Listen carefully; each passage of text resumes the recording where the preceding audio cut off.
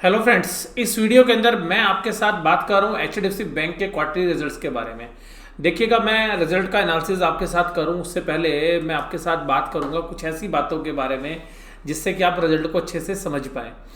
बड़ा बैंक है तो बड़ा एनालिसिस चाहिए, यानी कि जो हमें लेंस है वो भी बड़ा वाला लगाना पड़ेगा।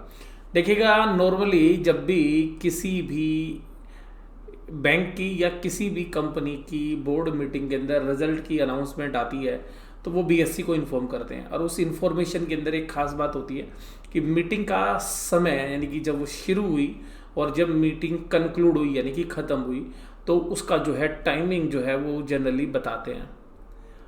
अब यहाँ पर इन्होंने ये जो इन्फॉर्मेशन दी, इन्होंने ये तो बता दिया कि मीटिंग हुई और आज शेड्यूल भी थी, लेकिन पहला रीज़न मैं आपके साथ जो जानना चाहूँगा वो ये है कि इन्होंने ना तो टाइम बताया कि कब स्टार्ट हुई और कब कंक्लूड हुई।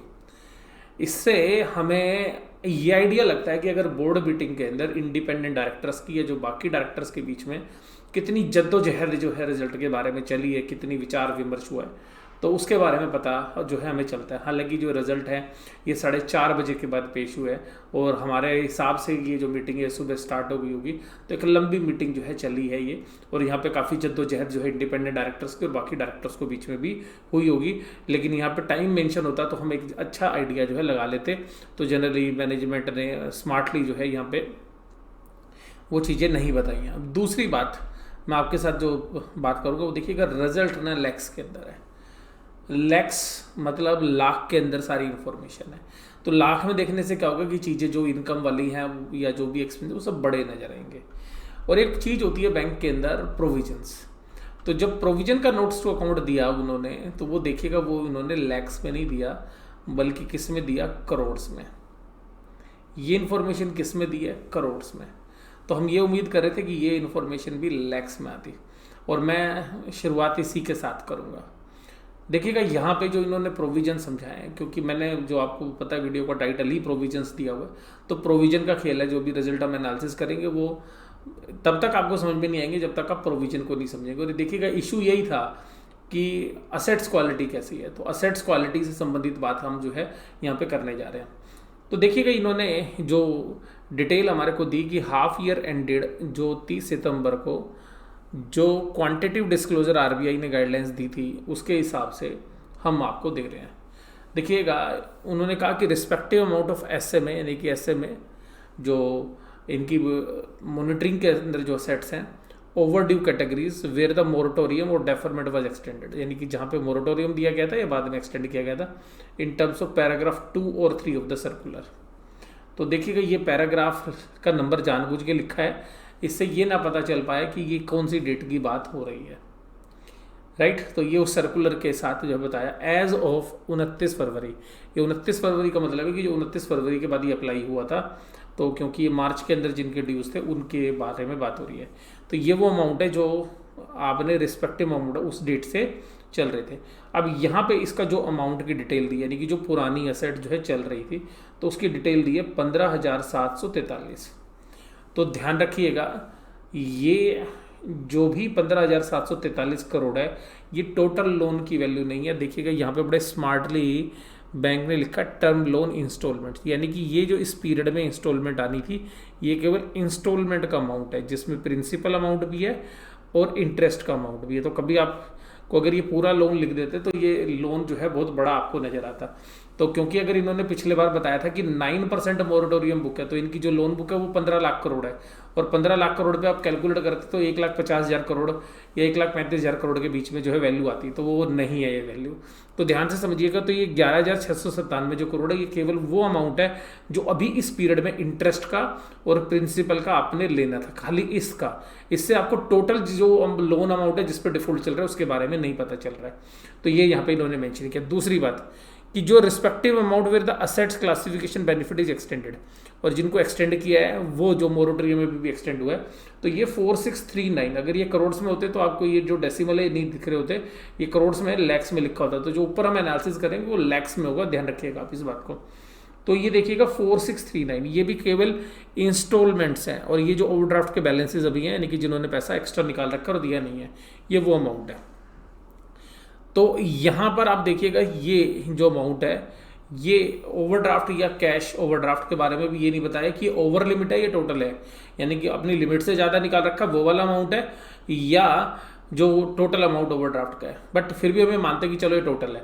तो ये देखिएगा 4639, अगर इसको भी आप एक जीरो लगाते तो अभी भी ये जो अमाउंट है ये इनका मिलना रह रहा है, यानी कि अब ये अमाउंट मान के चलिएगा कि ये जो 2 क्वार्टर के अंदर इतनी इनकम आपकी, इस इनकम में से मान लीजिएगा कि 25% इंटरेस्ट का कंपोनेंट है, बाकी प्रिंसिपल का है, क्योंकि जब भी लोन की किस्त होती है तो उसमें कुछ इंटरेस्ट होता है और कुछ जो है प्रिंसिपल होता है। एवरेजली क्या होता है कि अगर 20 लाख का आपने लोन लिया है और आप पहली किस्त अगर 40,000 रुपये की देने जा रहे हो तो उसमें 35,000 तो या 30 से 35,000 तो जो है अगर आपकी क्वार्टरली इंस्टॉलमेंट है तो इंटरेस्ट होता है, बाकी 5,000 या 6,000 रुपये प्रिंसिपल होता है।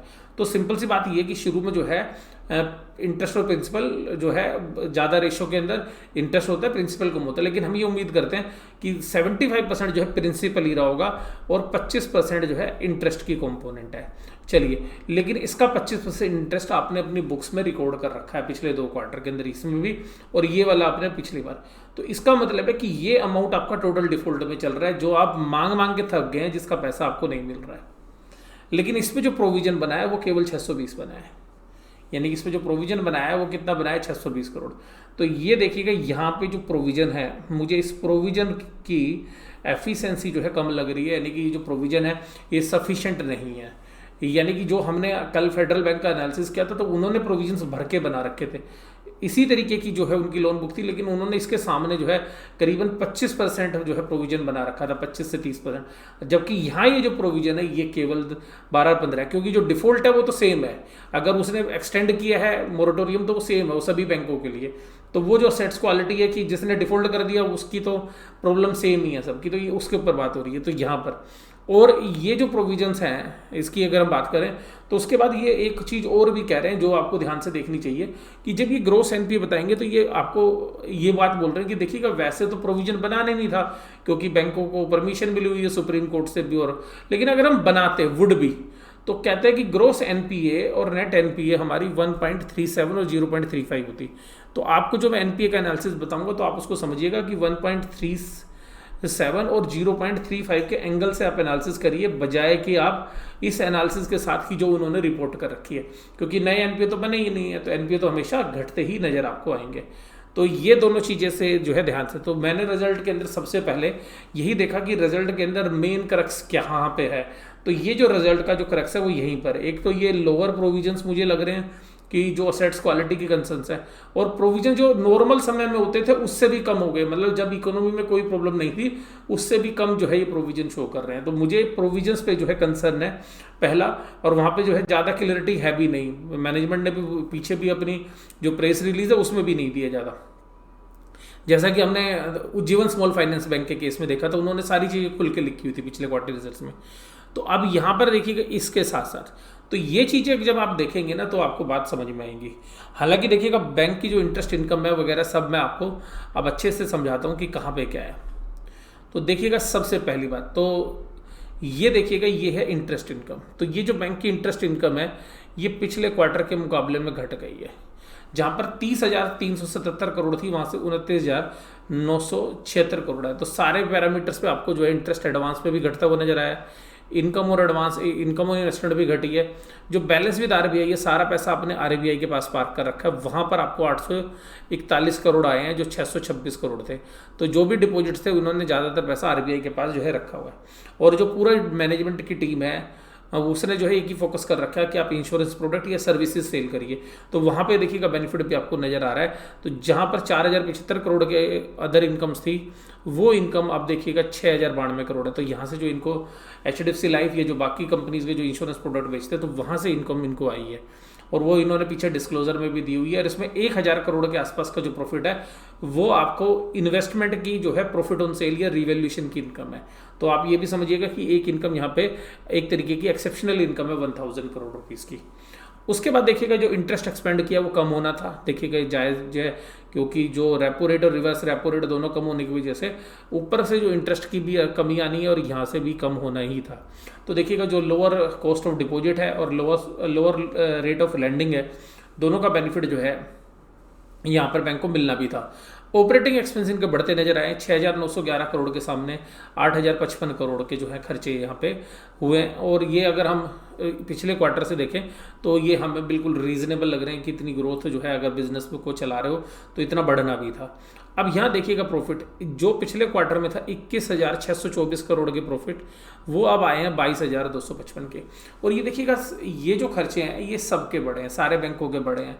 मैं कल फेडरल बैंक की बैलेंस शीट का भी एनालिसिस कर रहा था तो वहाँ पर भी बड़े थे।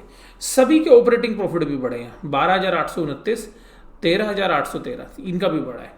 तो इसी तरीके से जो है अगर उनके बाकी जो हमने फाइनेंशियल इन्फॉर्मेशन का जो एनालिसिस किया था उसी के पैटर्न में यहाँ पर भी बढ़ते हुए नजर आए, ये भी बिल्कुल ठीक है। बस प्रॉब्लम है यहाँ पर ये जो 3891 का प्रोविजन था पिछले क्वार्टर में, वो कह रहे हैं कि जी प्रोविजन घटकर हो गया 3703, जबकि बजाज फाइनेंस जैसी कंपनी कह रही है कि कलेक्शन में दिक्कत है, हमारे को ज़्यादा प्रोविजन बनाने पड़ेंगे। जितने भी अभी 3 बैंक के हमने रिजल्ट एनालिसिस किए उन तीनों बैंकों ने प्रूडेंस के बेसिस पे ज़्यादा प्रोविजन बना रखा है। बेशक से उनका प्रोविजन कम था लेकिन उन्होंने स्टैंडर्ड असेट्स के ऊपर भी एडिशनल प्रोविजन बना रखा है। जो प्रोविजन किसने नहीं बनाया है, जो प्रोविजन नहीं बनाया HDFC बैंक ने, और ये प्रोविजन नहीं बनाने की वजह से आपको देखिएगा प्रॉफिट जो है बढ़ता हुआ नजर आ रहा है। तो ये जो प्रॉफिट की ग्रोथ है आप ये ध्यान रखिएगा, ये प्रॉफिट की ग्रोथ जो है बिजनेस के अंदर आपको नहीं नजर आ रही है। अगर आप ऑपरेटिंग प्रॉफिट चलिएगा, मैं मानता हूँ कि जितना बढ़ना था उतना बढ़ा, लेकिन असेट्स क्वालिटी आपकी, आप कह रहे हैं कि 3891 जो थे प्रोविजंस वो अब 3703 होंगे। इसके अंदर ये भी कह रहे हैं कि अगर वो जो होते प्रोविजंस नॉन परफॉर्मिंग एसेट्स वो भी हम इंक्लूड कर रहे हैं। तो ध्यान रखिएगा अगर वो नॉन परफॉर्मिंग एसेट्स होती तो ये जो आपने इंटरेस्ट इनकम ली है ना, तो वो जो भी अमाउंट जो 4,000 करोड़ के आसपास थे, चलो उसमें हमने इंटरेस्ट की कैलकुलेशन की 1,000 से 1,500 करोड़, तो 1,000 से 1,500 करोड़ इंटरेस्ट की इनकम भी नहीं आती। तो ध्यान रखिएगा जो नॉन परफॉर्मिंग एसेट्स है तो अगर उस पर इंटरेस्ट नहीं मिलता है आपको तो आप उसको बुक्स ऑफ अकाउंट में नहीं रखते, और जो बाकी नॉर्मल अकाउंट है चाहे वो इंटरेस्ट दे या ना दे आप उसको अपने इंटरेस्ट इनकम में शामिल कर लेते हैं बैंक में। तो नॉन परफॉर्मिंग एसेट्स पर आप इंटरेस्ट को कैलकुलेट तो करते हैं लेकिन शामिल नहीं करते नॉन परफॉर्मिंग पे, लेकिन परफॉर्मिंग पे करते हैं। तो आरबीआई की गाइडलाइंस की वजह से इन्होंने जो इंटरेस्ट इनकम दिखा रखी है इसमें वो इंटरेस्ट इनकम भी है जिन लोगों ने लोन का डिफॉल्ट कर रखा है, एक्सटेंशन मांग रखा है और ब्याज नहीं दिया, और वो ब्याज भी जो है पीएनएल में इंक्लूड है, वो सबके साथ है। इसीलिए ध्यान रखिएगा कि फेडरल बैंक के रिजल्ट देखने में अच्छे लग रहे थे, सबके बैंकों के रिजल्ट अच्छे लग रहे थे, लेकिन मार्केट ने उसको रिवार्ड नहीं किया। क्यों नहीं किया? क्योंकि सबको पता है कि ये जो इनकम है ऊपर जो टॉप लाइन है उसके अंदर वो इनकम भी आपने ऐड कर रखी है जो डिफॉल्टेड लोन या जो मोरेटोरियम के अंदर जो लोन है उसका भी है। तो ध्यान रखिएगा, केयरफुली देखना है इसके जो रिजल्ट एनालिसिस है उसके अंदर। तो अब यहाँ पर देखिएगा जो नेट प्रॉफिट आपको बढ़ता हुआ नजर आया पिछले क्वार्टर के मुकाबले में 6658 के सामने 7513। तो अब यहाँ देखिएगा कैपिटल एडिक्वेसी बढ़ी हुई है सभी बैंकों की क्योंकि इन्होंने लोन बांटे नहीं है, कैपिटल इनके पास पर्याप्त मात्रा में। अब देखिएगा ईपीएस 12 रुपये 10 पैसे से बढ़कर 13 रुपये 70 पैसे हो गई।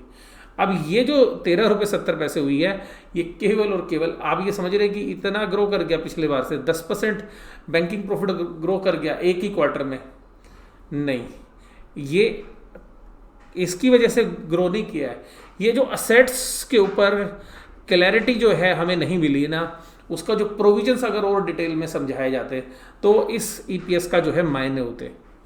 तो अभी ध्यान रखिएगा इस बैंक के साथ या किसी भी बैंकों के साथ अभी भी मार्केट देखिएगा अच्छे रिजल्ट के बाद भी पॉजिटिवली रिएक्ट नहीं कर रही है। रीजन ये कि मार्केट पार्टिसिपेंट्स को पता है कि जो अकाउंटिंग हो रही है उसमें इंटरेस्ट इनकम के अंदर मोरेटोरियम वाले लोन या जो चल के आगे नॉन परफॉर्मिंग बनेगी उसकी इनकम भी शो हो रही है और प्रोविजंस अभी प्रॉपरली जो है बहुत सारे बैंक नहीं बना रहे हैं, जिसकी वजह से आपको अर्निंग सभी बैंकों में ठीक लग रही है। इवन जो कमजोर बैंक है उनके भी रिजल्ट आपको ठीक लग रहे हैं। तो यही रीजन है कि आपको देखिएगा ये जो ईपीएस है वो आपको बढ़ती हुई नजर आ रही है। तो हालांकि ईपीएस अगर ओवरऑल देखें और अगर इस प्रोविजन को हटा दें कि प्रोविजंस को अगर सही तरीके से आप मान लें कि बिल्कुल ठीक प्रोविजन है, असेट्स क्वालिटी में आगे चल के कोई प्रॉब्लम नहीं होगी, तो रिजल्ट आपको बहुत अच्छे लगेंगे, बहुत ही बेहतरीन लगेंगे। अब देखिएगा ग्रोस एनपीए 1.08, देखिएगा ये बात इसलिए नहीं हमें लॉजिकल लगती। अब ये देखिएगा कि कभी भी ऐसा तो होता नहीं है कि इस तरीके की महामारी हो या किसी बैंक की एनपीए जो है एनपीए की परसेंटेज घट जाए। देखिएगा 1.38 था पिछले साल, वो पिछले लॉकडाउन की वजह से देखिएगा कह रहे घट गए 1.36 से, क्योंकि नए तो बने ही नहीं थे। और अब देखिएगा अगर बनते तो कहते 1.08, ये घट गए एनपीए। तो एनपीए घटे नहीं है, हालांकि ये बैंक ने जो है इन्फॉर्म कर रखा है कि 1.37 होते, लेकिन ये तो बात ठीक है 1.37 होते, लेकिन जो बढ़े हुए एनपीए है उनकी इनकम तो आपने बैलेंस शीट में ले रखी है, प्रॉफिट एंड लॉस में वो इनकम तो शो कर रखी है, वो कंसर्न है।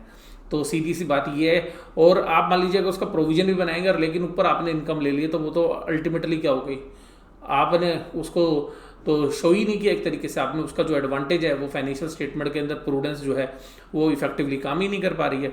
और उसी तरीके से आप ध्यान रखिएगा नेट एनपीए की जो फिगर है वो भी 0.35 हो जाएगी, अगर जैसा बैंक ने नीचे जो है बताया हुआ है।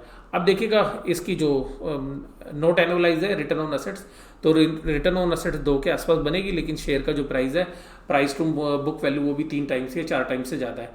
तो अल्टीमेटली 3 या 4 को अगर आप 2 से डिवाइड करेंगे तो इफेक्टिवली अभी भी ये एक की जो रिटर्न ऑन असेट्स है उससे कम बनती है, क्योंकि अगर आप शेयर को डबल कीमत पे खरीदेंगे और आपकी रिटर्न ऑन असेट्स 2 है, तो इसका मतलब है कि आपके return on assets 2 divide by 2 है, लेकिन आपकी प्राइस टू बुक वैल्यू 4 है और आपकी रिटर्न ऑन असेट्स 2 है, तो आप तो शेयर आपको रिटर्न मिल रही है बैलेंस शीट कीमत पे और आप शेयर खरीद रहे हैं मार्केट से, तो आप उसको जितनी भी प्राइस टू बुक वैल्यू है उससे डिवाइड कर देते हैं। आप देखिएगा रिजल्ट के बारे में, देखिएगा रिजल्ट के बारे में अगर आप किसी भी पैमाने पे देखेंगे तो रिजल्ट आपको बढ़िया लगेंगे, नो डाउट बहुत अच्छी ग्रोथ आपको नजर आएगी। लेकिन ये सारे जो रिजल्ट्स हैं वो केवल और केवल आपको एक ही नज़र से देखने हैं कि क्या प्रोविज़न ठीक है या नहीं है। तो रिजल्ट आपको देखेंगे इनकम वाइज जो है आपको सब कुछ जो है गुड एंड वेल लगेगा, लेकिन मेरे जो अपने कंसर्न्स थे वो मुझे पिछली बार भी मैं यही बात बोल रहा था रिजल्ट में कि मुझे जो प्रोविजंस की फिगर है उसके ऊपर जो है अभी भी जो है क्लैरिटी नहीं है। और देखिएगा क्लैरिटी आ नहीं सकती क्योंकि मामला सुप्रीम कोर्ट में चल रहा है, गवर्नमेंट ने जो नोटिफिकेशन कर रखी है उसकी वजह से। तो जो रियल एनपीए है वो जो चीज़ें हैं वो कहीं ना कहीं अभी भी छुपी हुई रह गई, उसके बारे में ट्रांसपेरेंसी जो है नहीं आ रही है। हालांकि बैंक की जो नेट इंटरेस्ट इनकम है वो 4% है, 4.1% है, दैट इज़ गुड। और अदर इनकम के अंदर भी आप देखिएगा, अदर इनकम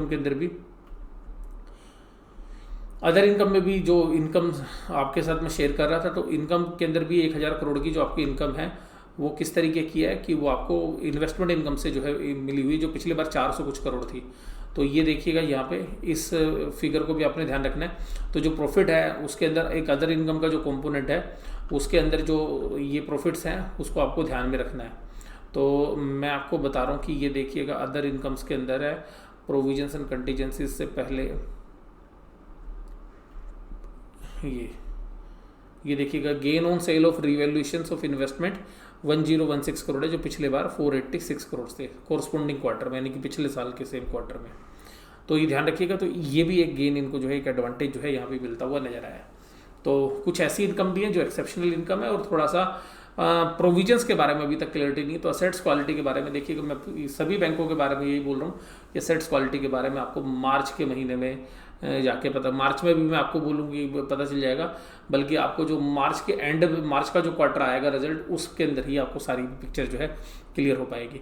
आपको ये रिजल्ट एनालिसिस कैसा लगा आप मुझे जरूर से जरूर कमेंट बॉक्स में बताइएगा। वीडियो देखने के लिए धन्यवाद, थैंक यू वेरी मच।